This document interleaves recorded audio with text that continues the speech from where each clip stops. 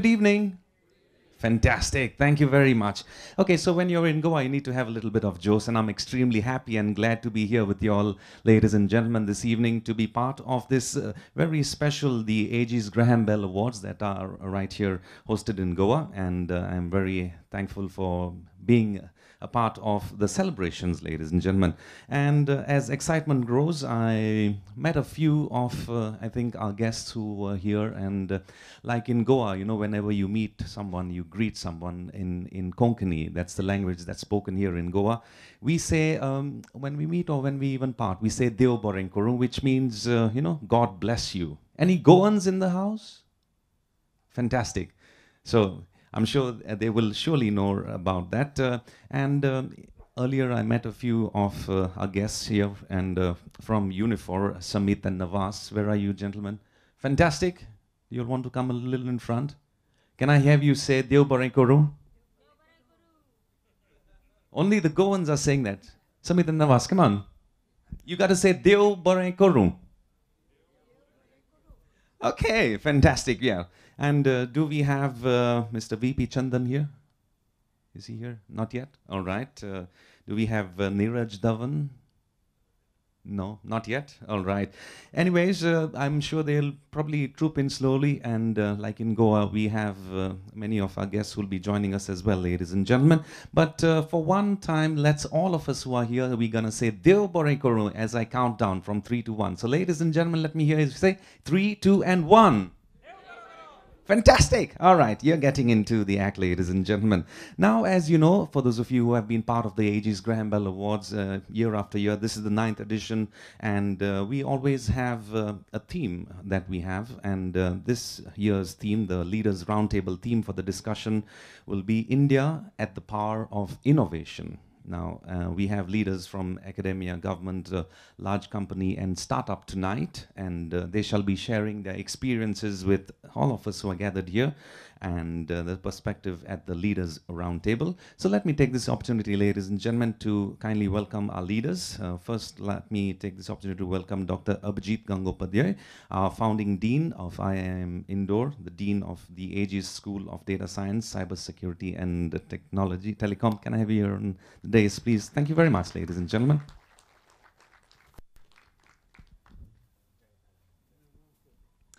Well, we also are pleased to have the Honorable IT Secretary. He's not in here, I think, not yet.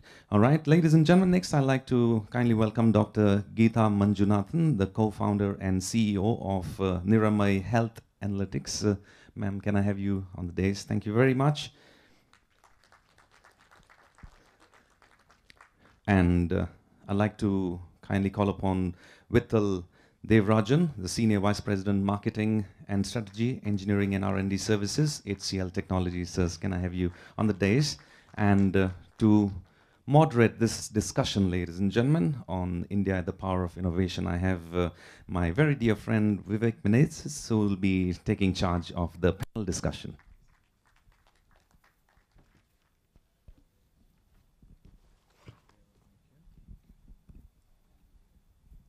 Thank you.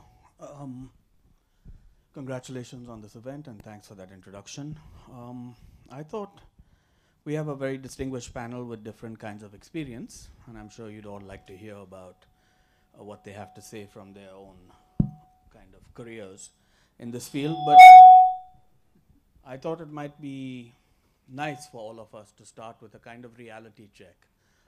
Currently, over the last 2 or 3 years, there's a tremendous amount of hype based around buzzwords. One of them is innovation, and clearly India's performance is getting better, maybe even dramatically better. But the baseline is still quite poor, quite low compared to other countries in the region and certainly in the world.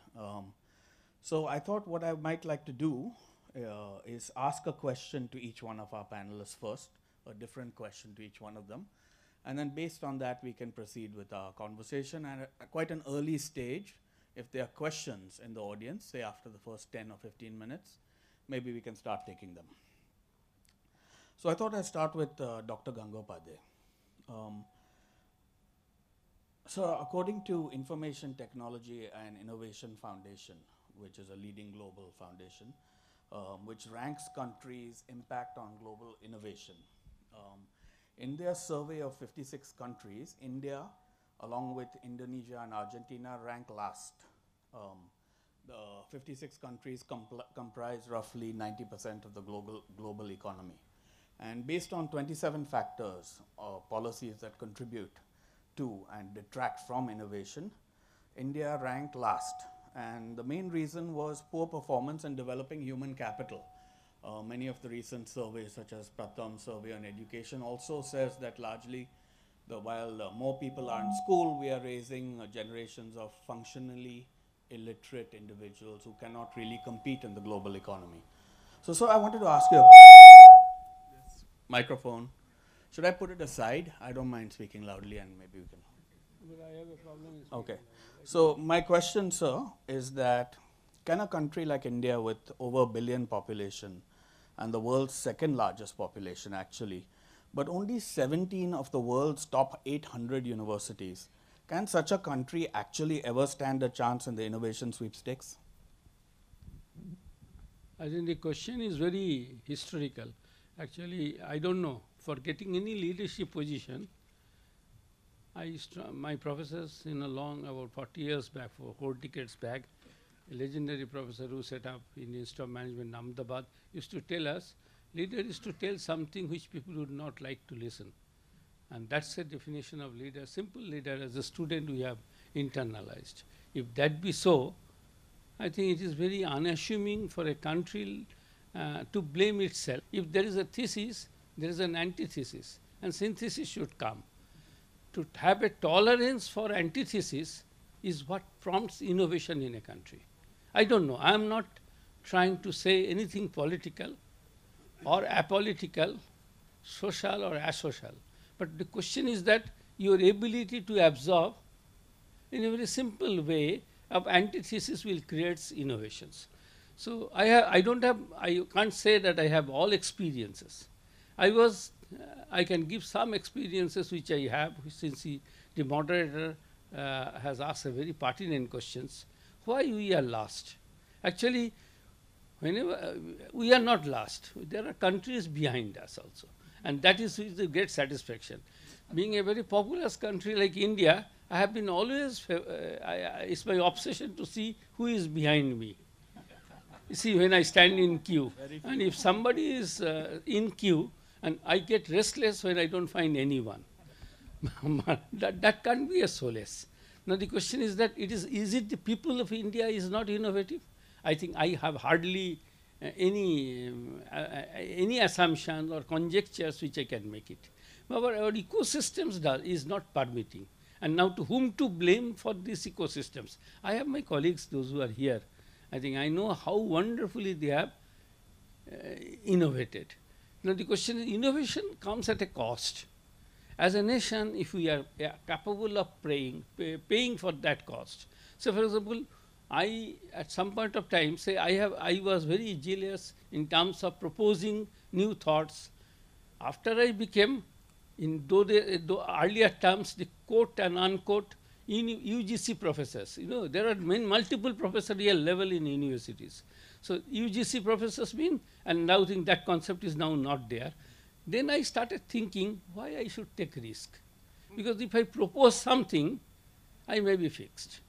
When I was I think basically according to my understanding of innovation is that at some point of time when I was with the bureaucratic services, my assessment of my potentials was being assessed how much I can utilize funds. And therefore, if I have an unspent fund, then I will not be eligible. I am not considered to be a good professional. Now, if that be so, many of the senior people are here.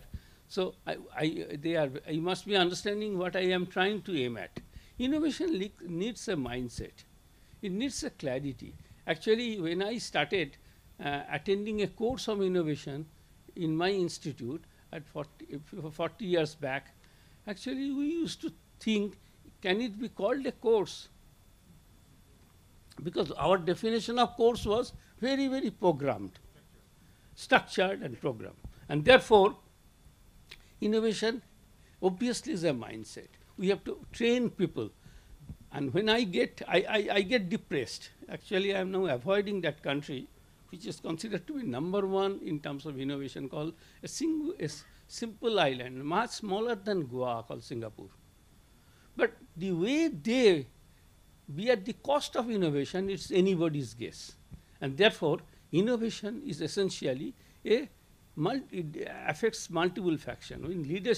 In a leadership forum, when we are discussing about innovation, and all of you are leaders, but are you ready for becoming innovation? And that's my immediate response to. I can take up further questions given to the moderator. And thank you, sir. Thank you, Dr. Gangopade. Let's turn to Dr. Manjunath, Dr. Geeta Manjunath, who herself runs a startup. Dr. Manjunath, according to an entrepreneurial India study by actually IBM in association with Oxford University, which came out last year, 90% of Indian startups fail. And the most common reason being given is failure of innovation. 77% of hundreds of venture capitalists who were surveyed around the world globally, they believe that Indian startups lack new technologies or unique business models.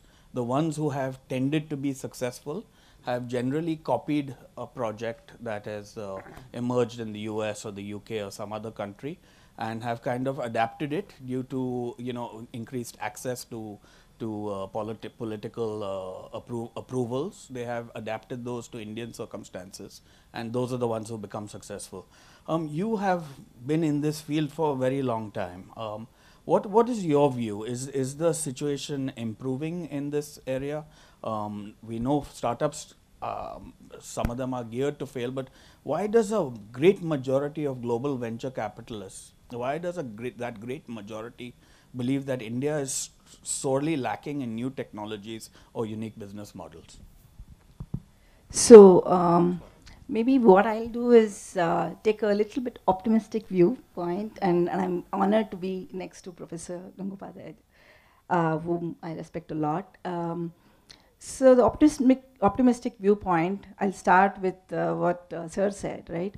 When we talk about failures in startups, and only 1% of the startup succeed, or 2%, and so on, this is not just limited to India, and it is something that we see globally. It's a global phenomena that there will be ideas that will be proposed, and then there will be a few ideas which are actually feasible.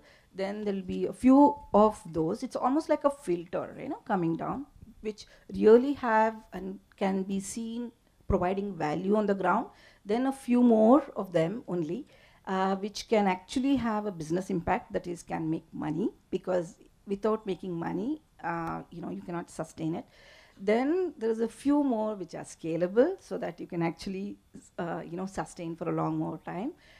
And I guess a few more which are really, really innovative, that no other competition comes in for the next 5 years, right? So it's a big funnel, where the funnel size comes down for every gate. So given this situation, first and foremost, you need to have a big source, right? The top of the funnel should be large enough, so that even if it trickles down a little bit, at least a few are left below. So where I think India was, at least 3-4 years ago, was the top of the funnel itself is not big enough, right? So when you start filtering, okay, 10% of the next 10%, obviously you may have 1 or 0.01, which is 0, right? So that's what was happening. Thankfully, the optimistic viewpoint here is that personally, I myself have seen a lot of change in the ecosystem for startups. How, for example, the Startup India program, which is done at the global level, and I come from Bangalore, so in Karnataka, we have a Karnataka startup ecosystem. Then just last week, I was in Maharashtra Innovation Council. So every state now has a startup-focused activity. And what are these people trying to do? They're trying to actually get and build this filter at the state level. And I was very surprised that when I heard both these forums, Karnataka and Maharashtra, more than 1,800 ideas were submitted, and the qualification for an idea to get into the top was that it be innovative. So yes, there are people who are thinking innovatively, and finally from 1800 they made 100, and I think just today they announced the last 24, which finally made it to some kind of a grant, and of course some support from the government also. So this ecosystem trying to enable startup and innovation through startups is happening, and I'm actually feeling pretty positive about it. Now, talking about the academic setting, so that you can have many more ideas out there, so that many more will come through and filter at the end. I think there are some changes definitely needed at the academic setting, and there I agree with Professor that today to pass an exam there is a process. You just need to mug up the textbook and then you will get it. And 99% is not sufficient. 99.9 to pay 100 people, 99.9 pay 20 people. So where are we going? We are focusing more on the marks and sort of the percentage and so on, and not really on the innovation or beyond going beyond the textbook kind of mindset. So I think that the traditional teaching ecosystem, academic ecosystem has to change. So that I haven't seen much. Even inside IIT, I think a lot of fixed curriculum that's happening. Of course, students have realized that they need to do more than that, and I've seen that they take up different projects. They come to startups to do the projects, or they go to industries to do some innovative project, or some of the professors are very concerned about having creating creativity in students, so they have these projects. So hands-on projects where you're trying to solve new problem is becoming a reality, and the students take it up. It's not like a mandatory thing, but students are taking it. So that is good. The other good thing that has happened in the academic ecosystem is also the fact that there is scope for publication. That is, there is marks for publication in some sense, right? Having a publication in your resume makes a difference. That means, again, to have a publication in top tier 2 conference, you need to do something different from what everyone else in the world has done. So that again drives the people or the student level community to do something different, something innovative. So those two things are there. Just coming next leg, like once the student graduates, he comes into the corporate ecosystem. There again, I'm seeing some definite change in the way people are evaluated. We have this performance I'm even 25 years in industry before I did the startup. Our startup is called Niramai. So people actually are evaluated based on the creativity. I think this is also a good thing, in the sense that you realize that status quo is not where we want to go, right? Everywhere innovation and creativity is needed. And so by having these kind of small metrics which enable people to think creatively, or award and reward and recognize people who think creatively, will start making people go away from the fixed rule-based thinking, mugging, or just by hearting, as we call it, system that we are used to. So I'm a little more optimistic. Just before I pass on the mic, like sir was saying, yes, I think we are doing something innovative in our startup. I'm very proud of my team. So what we are doing here is to actually build a new way of doing breast cancer detection using data science, which is what Aegis is all about, say. So, and we are doing it in very, very novel way. We already have granted 7 US patents, so it's globally innovative. And we have sustained for 2 years. Hopefully 2 more years or more may be feasible. So hopefully we are one of those examples who have passed through the filters, crossing fingers for a longer session. Thank you. Thank you, Dr. Manjunath. Mr. Devarajan, as you represent a large company, are in charge of a large successful company, and as you're in charge or responsible for strategy as well as R&D service, in a way in this discussion you're on the hot seat. And I have many questions for you. But following up on Dr. Manjunath, actually, this is a good time to discuss patents, which is one way that the globe measures innovation. So India had a very poor record for many years in this area, but in the last 2 or 3 years, the number of patents recorded in India have doubled, more than doubled. In 2017, India got 12,387 patents. By contrast, China got 420,000 patents, and the US got 318,000 patents. However, in India, there's an anomaly, which I'm not entirely sure how it happens. But in India, out of the 12,387 patents, 10,675 went to foreign entities, whereas only 1,712 went to entities and individuals based in India. So to follow up on this, I had a question which is,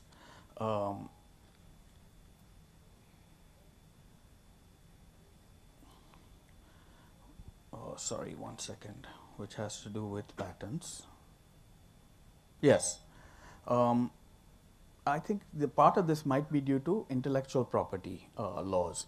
And even after record improvements, last year India ranked 44th out of 50 countries in the International Intellectual Property Index. The US Chamber of Commerce says the country has fundamental weaknesses in its intellectual property framework, patents, copyrights, enforcement, ratification of international treaties. So do these things go together? Can you explain a little bit more about the patent regime and what are the challenges you face at HCL? See, I represent the engineering and R&D services line of business within HCL. What we do is just two things. We do product engineering and we do platform engineering. So basically we design and develop products for global customers. There's a big difference between innovation and invention. When it comes to incremental changes, incremental improvements, they come under the realm of innovation and these can be patented. Quite a few of our engineers have actually filed for patents, but on behalf of the customers. Because as a service organization, whenever we do R&D, the IP resides with the customer. Most of the patents which we have filed, quite a few of our customers, we have filed hundreds of patents. Overall at a company level, it will be thousands of patents, but they all reside with the customers. Also, if you take a look at the engineering and R&D services space, it started off with service providers like us, but now the scale has tilted. There are more global MNCs in India doing engineering and R&D on their own through global innovation centers than service providers. It's roughly around 56-57%. That is because they feel that the innovative quotient of Indian engineers is much higher than other countries. And whenever we look at global customers, most of them want to have an ecosystem of R&D centers, and India is always one of them. See, let me talk about innovation, okay? Let me give an example. Innovation is not about designing the next new iPhone, okay? Let us take a simple example which touches lives, okay? Healthcare. Most of the devices in healthcare are designed for the surgeon in mind, okay?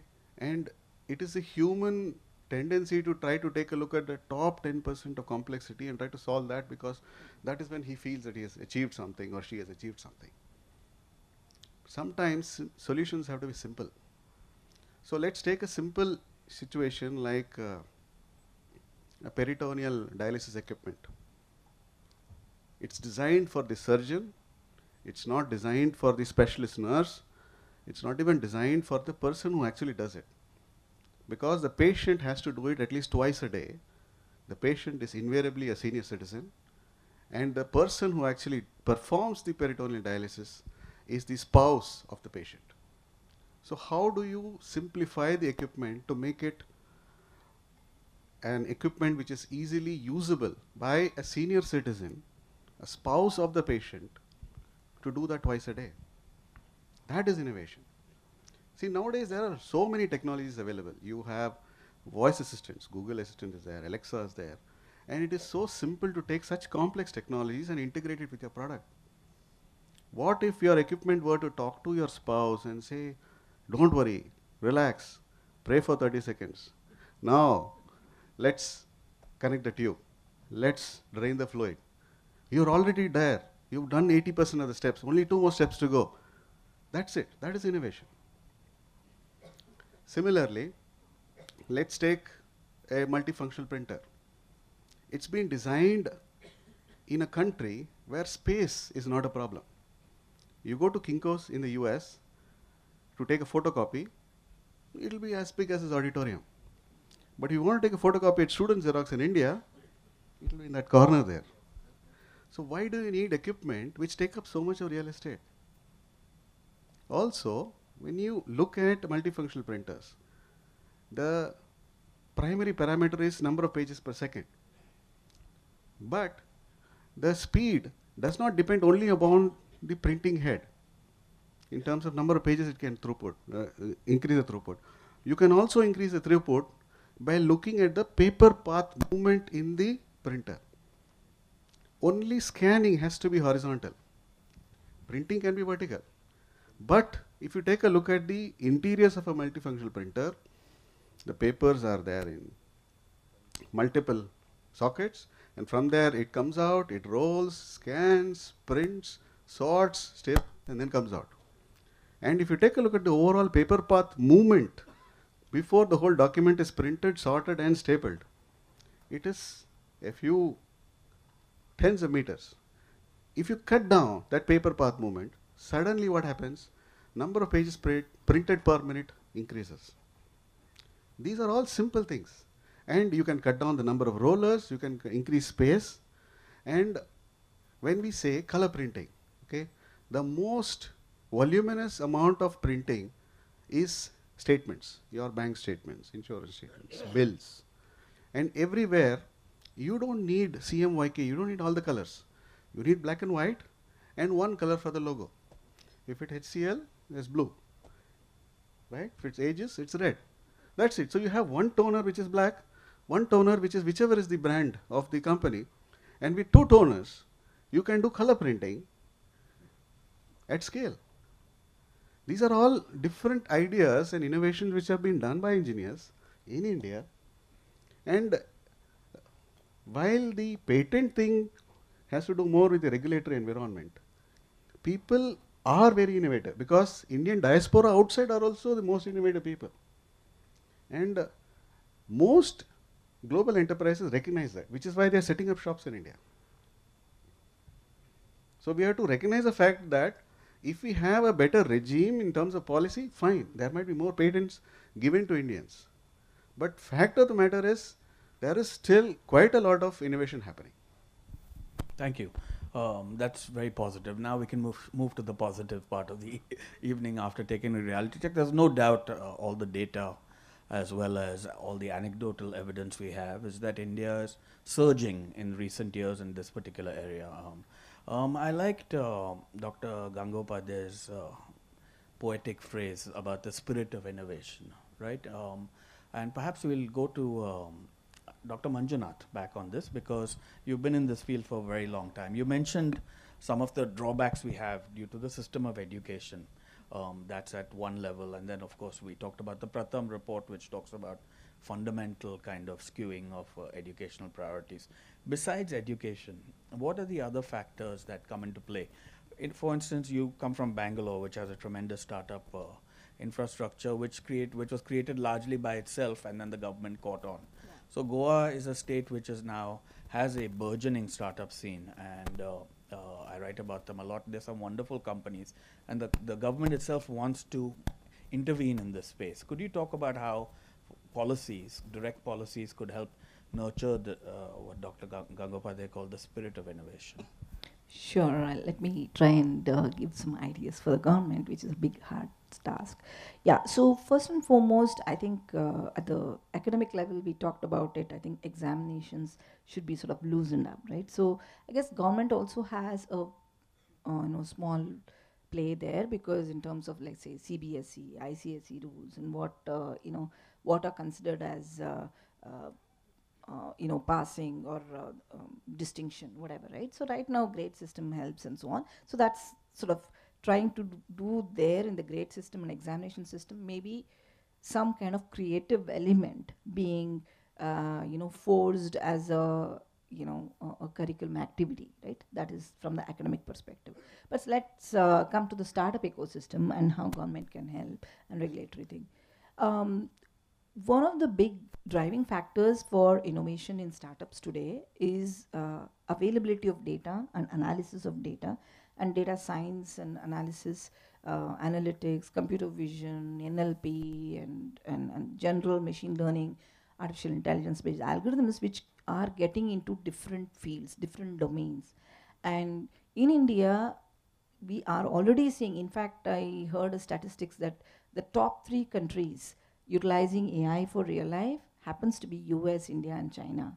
So yes, we have already started adoption of AI into applications. But given the fact that there is huge number of challenges and opportunities and problems that we need to solve in India, availability of data and enabling open data access to, even for example, government systems. You want to improve the the bus transportation system, or the train, or you want to predict the rain weather forecast, whatever, right?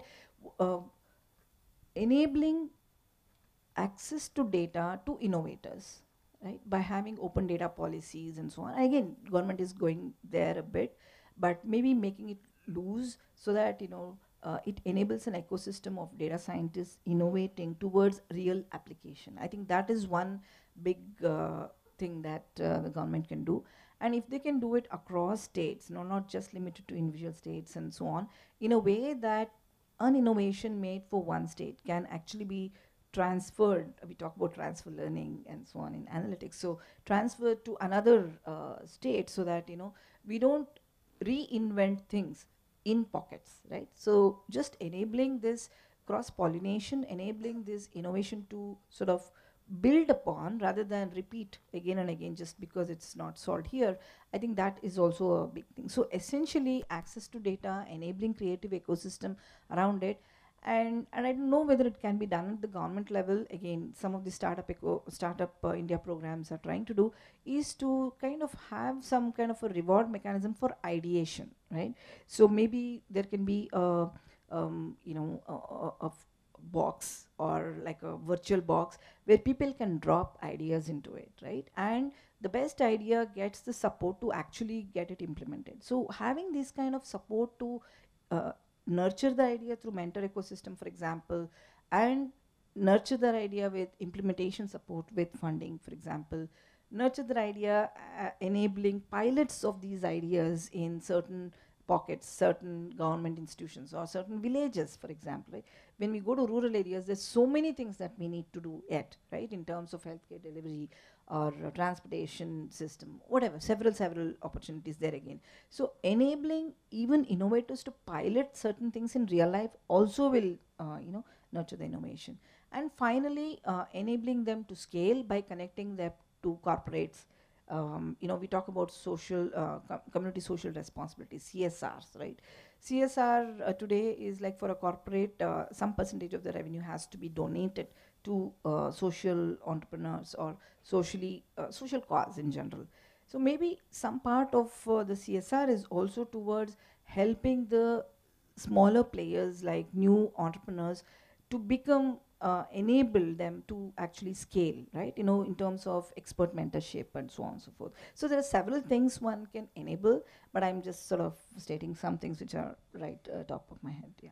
Thank you, Dr. Manjunath. Before we come back to Dr. Gangopadhyay, I'd like to go back to Mr. Devrajan. In this context of spirit, we don't have a tremendous unlimited time. In this nurturing of spirit of innovation, from your point of view, in a way, Dr. Gangopadhyay represents the educational sector here, if you like. What would you like to see? We've heard from Dr. Manjunath about it. What would you like to see from the education system to help foster the kind of brilliant ideas you were talking about? What can be improved in this area? One thing is, from the education sector, we tend to be giving solutions on a platter to children, saying that this is the answer to the question. Rather than that, if we just explain the principle and let the children come up with some different solutions, there need not be one single answer. And let them apply concepts to arrive at solutions. That would be a better way of actually training them to be more innovative. And to add to her response last time, why should everything be done by the government? I think we as citizens also have a big role to play. Because when it comes to innovation, over-affection also stifles innovation. In our generation, most of our families had multiple kids, and children were on their own, and they could innovate. Nowadays, you have nuclear families, single children. Everything is being spoon-fed to children. So if the parents keep away from children for some time, they'll actually be more innovative. You don't have to actually hold their hand till they are 30, 35. Let them lead their own life. That's quite a challenge in a country like India, but Dr. Gangopadhyay, I'd like to come back to you here. You are producing effectively now you'll be producing a generation of job seekers, right? I mean, through the education system, we are producing people who want to look for jobs. What the recent data that we just got, it's a little controversial right now, indicates that unemployment might be at a 45-year high in India. And Headhunters India, which is a consultancy, says that of the 4 million Indians, there are only 4 million Indians employed in the IT sector. India is likely to lose 5% of those jobs annually. 200,000 people are going to likely lose their jobs, and this is due to obsolescence. You represent, in a way, speaking for someone who is looking for people to find jobs, what are you looking for from both the private sector as well as the startup environment? Is there a governmental role? We are facing what could be a kind of impending crisis in this area. What are your thoughts on the matter? I should be very honest with you in terms of the questions which have been asked by my esteemed moderator. I think basically the expectation which I have I happen to be in institution where students primarily come for getting a job, not for anything.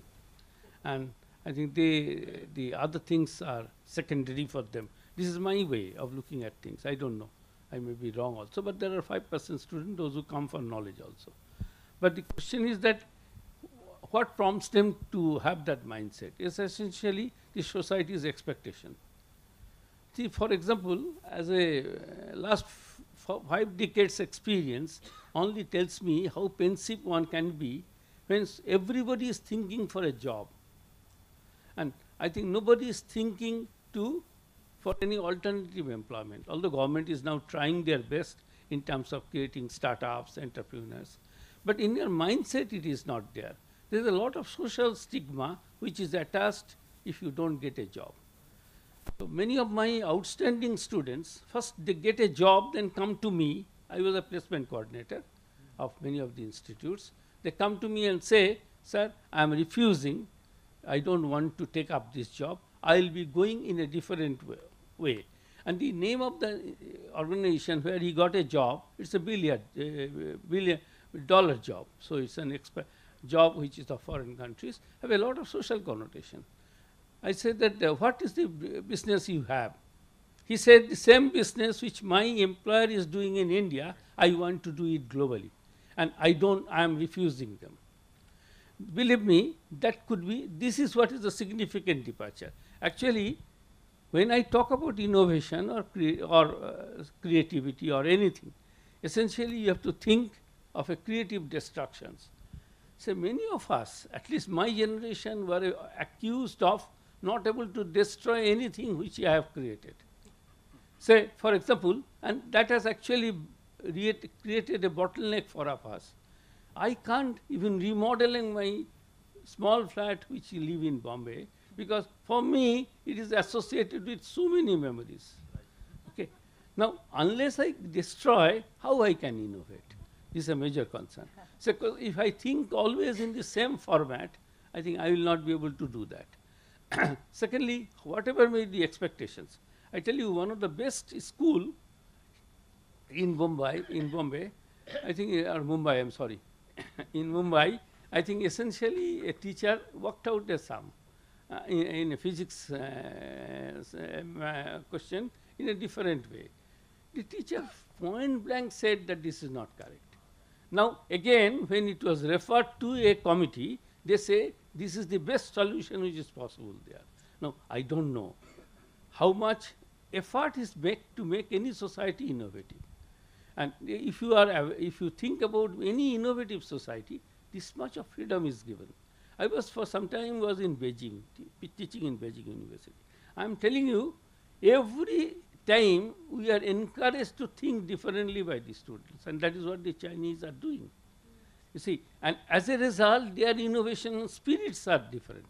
I am not bothered about quantity of innovations. I am only bothered about quality of innovations. What exactly we can do which others are not doing. How resistant we are. Actually, it's very easy to talk on a roundtable conference or other things. But essentially, when it comes to me, I will be the last person to adopt any innovations, you know. So I think I have my gurus here, you know. I think I should be very modest in telling them, say, senior people are here. But please understand, innovation is essentially, you don't come from heaven. Nobody will teach us to be innovative. I don't know. I think one of the reasons why Singapore could be innovative, primarily because they developed everything from scratch. We have a huge legacy. And actually, that actually prevents us in terms of getting into wilderness. Innovation is only becoming wild in terms of approaching an issue. And if it is not, then you cannot make an innovative society. I primarily feel that it is all our responsibility. It's not government responsibility, but academic can create a real system provided there's not a, see, I have seen teachers are really getting disturbed when there is a parent-teacher association meeting. The question is asked, basically everybody wants their son to excel than others. You see, basically it's very simple. When you are rich because somebody is poor, you cannot be innovative. And that is what exactly is happening.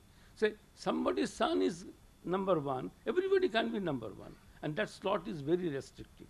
And thereby, my only assumption about innovation will be the society needs to free itself from all the stereotypes, prejudices, and the constant on which you have been operated so long. If you can do that, probably it is possible. I think any sector, say for example, if I am to talk about her, she is wonderful in terms of innovating. And innovating in a very simple way, which is touching everyone. And that's called innovation, where it has no barrier. And I think if that is possible, I think we have to encourage people. But one more thing I'd like to say. Our society is singularly described by one of my teachers. I don't want to name him. He said, we are a society who avoids failure. I know if you are avoiding a failure, I know one of the celebrity who happens to be a known person for me. He was not able to. He failed in higher secondary examinations. His father came and then started celebrating without telling him. He said, "What for you are celebrating?" He said that you have failed. So he said that I'm the first person I'm meeting, a father celebrating this failure of the student. He said, look, you learn to celebrate your failure. And all innovators are essentially have number of failures, not one, many. And if we can create that ecosystem, say, if you go to the largest innovator educational institutions are, or research institutions are, there's in Singapore, it's a star. In Canada, it's a Mars. I think the way the people are working, half of the people are not producing anything, but they are not discouraged. Here, everybody will discourage you if you are not able to do something. So if I speak, I think probably I will make mistakes. If I don't speak, I will not be making mistakes. So innovation is nothing but essentially based on your ability to take risk. And if you can't take risk, you can't innovate. Nation as a nation, are you prepared to take risk? And if you are not taking risk, you cannot do anything. Whether it's in academic system, it's in a corporate system, you have to go out of the way. Say, I am proud of many of my students, those who have innovated, and now really I don't want to drop their names, but they could do something which I could never imagine. Believe me, the girl with whom he was about to be married, she simply dropped out because he is going for his own startup. And now, I don't know, I'm not in touch with that girl. Only Me Too can tell me, I don't know. But the issue here I am trying to say, set about the lighter part of it. Are we ready for allowing people to take experiment or take risk? If we can, I think there's no need to have a forum like this to discuss. All of us are trying to play safe. When my daughter wanted to study, I say, option before you is engineering and medicine. I have one of the senior most medicine practitioners of our country, a senior pediatrician here, because I could not understand. She said that, no, I like to study dentistry. I said, no, this is not the scheme in my family. No, look, with this mindset, she has studied medicine. Anyway, that's a different thing. But the question which I want to tell you, can we continue to talk something which is ideal? Say, for example, Indian is characteristically defined as a nation where what we think and what we do are totally different. And therefore, I think what we are coming to, I'm having all praises for the new generations. In the morning also, we had a seminar. I told that categorically, this young generation is very inspiring. I don't know if you can have this type of mindset, and people are changing. India has a very huge future, and I think probably nothing to get alarmed. Only thing is that we have to keep reminding, we old people are actually preventing to become India innovative. With this, I think I'll Thank you for the big hand, please, for Dr. Gangopadhyay's very fine disquisition on the philosophy, the psychology, and the background to innovation. I enjoyed that. We actually don't have a ton of time, but I thought if no one, we should take a question from the audience, please. Question rather than comment, okay? Yeah. Well, again, it's addressed to Professor Gangopadhyay. Actually, innovation, the basic ingredient is incentivization. The type of sort of model we followed after independence was that socialistic model of independence. And that sort of, I don't think that really can spur innovation. And our education system, which was designed by the Britishers for a slave country to produce, machines who do work for them, the education system after independence continued to be the same. And it went into the wrong hands, and they continued with the same system. So we can't blame the people of the country. It is the wrong policies we have followed, and also the wrong education system. I'm not sure whether you agree with me. I think, sir, I have to agree. Why don't you take both questions together?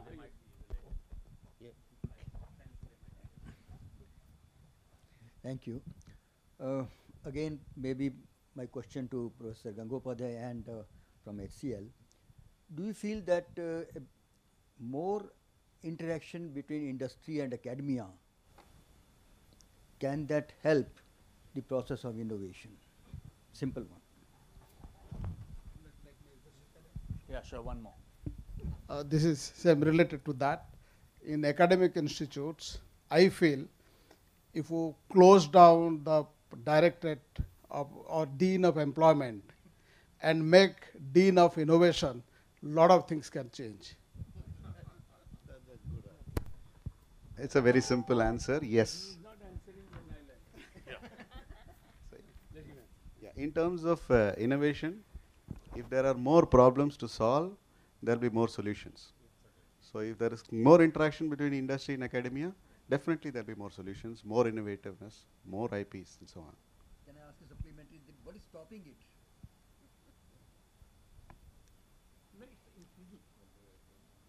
See, oftentimes what happens is learning you have to actually cross the hump of learning before you start getting some innovation, some business impact out of it. Okay. Unfortunately, in the enterprise, we do not have the luxury of actually overcoming the hump of learning before we start getting value. And unless we compress that cycle time of overcoming the hump of learning by having people with more experience. Okay, the Indian education system is such that people prefer to do away with their education and then start off a career. Rather, education has to be an ongoing process. See, in the last 25 years in the IT industry, the basic principles of constructs, whether it be for while do loops or if then else loops, etc., remain same. Only the languages changed, the syntax changed. So unless one keeps oneself abreast of the newer syntax, etc., one will not be current. So that I feel is an issue, because what happens is the amount of time enterprises have to invest in students to get value out of it is significantly long, and unfortunately the markets don't allow us that luxury to actually spend time with academia. I think I'll take up this Commander Jana's question. It's very interesting. He says close down this dean placement, and then no, but I don't think it will be more creative, because unless the social mindset is secure, everybody wants return to be assured. In a country where you are always looking for an assured return, I think placement is the major important thing which is at the backdrop of anyone. So for example, in a resource inadequate country, I think everybody is trying to get advantage on others. And that's why placement becomes very supreme. But again, that's also thing, you can't cook, Commander Jana, without having a taste. You see, taste of pudding lies in eating only. No? So therefore, if I produce a student, if he is not absorbed, then it's a problem. So for example, I think to tell you a very interesting thing, Mr. Aklu, I used to like to draw your attention to all, and anybody can ask me questions. I was in a seminar, in a convocation, when my chairman, who is the, I think, senior most industrialist of the country, actually he told, don't listen to your classrooms. What is taught in class has no relevance. So we had a social meeting before we had a board meeting. So I requested him, sir, you are all. So why don't you close down the institute? Because if you think that we are doing something which is not at all connected. Next day was a convocation day. He came and he says in no uncertain terms that I am becoming totally senile. I yesterday talked to a group of students and told them, no, what is there in academics also has a lot of relevance for the corporate world. You see, this difference actually does not exist. Corporate world do invest on academics, and it's very singularly. I have been beneficiary of that. Actually, there's not gap. The gap is in our mindset. Actually, we are not creating most. You see, in a country where all academic institutions graded, A, B, C, D, E, I don't know what exactly it means. Students are students. There is a thin difference, sir. I have been a coordinator for many of the national assessment examinations. I was the chairperson. I tell you, there is hardly any difference between the first and last. So I don't think for the potential is concerned, the A institute is very superior and other institute is very inferior. But we have met them. Say for example, there is a self-fulfilling prophecy. Once you know that you are not good, you will be not good, you will be bad. So therefore, I think society needs more space to accommodate all, and then only you can contribute. Innovation has no level. Anywhere innovation can come, and that is that. With that positive note, I think we will be innovating and we can innovate.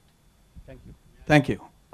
If you don't mind, we are running out of time. I'd like to give the last word to Dr. Manjunath. You are right in the middle of it, innovating in the true sense, yes, and also in the geographic sense at the moment. But what we started off with a kind of reality check, and things are getting better in India. What do you think about the spirit of innovation? Now, the Indians are renowned for succeeding in this field, as you mentioned, outside India. What do you think is happening? Is the spirit of Bangalore, in a way, permeating to other parts of the country? Is it going to be a nationwide movement? What is the scope and future of innovation in India? That'll be the last word. Sure, I am too small to comment on that, but let me share my perspective, right?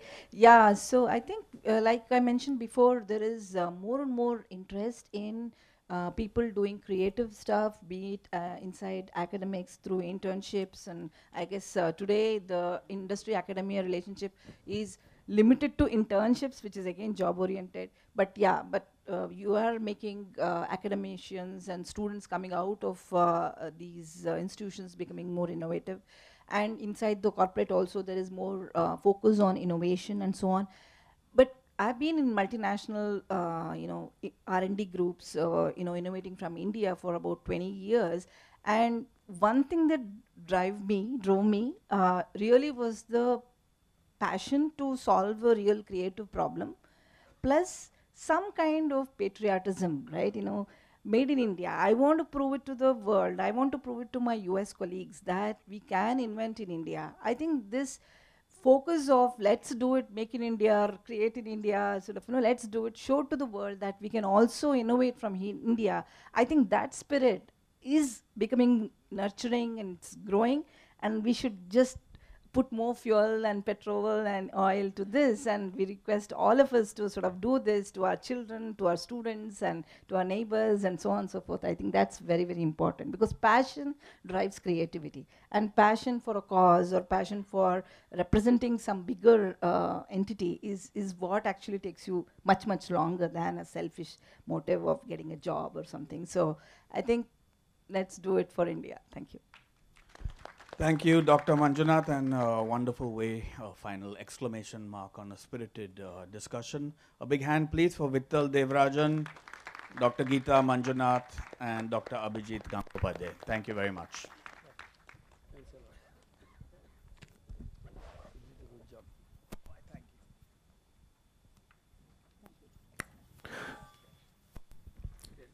Well, thank you very much, Vivek, for moderating the discussion. Well, ladies and gentlemen, in a very short while from now, we shall start off with our award ceremony, the prize distribution ceremony of the 9th Aegis, ladies and gentlemen. And kindly be in your seats, because we'll just clear the stage. Thank you.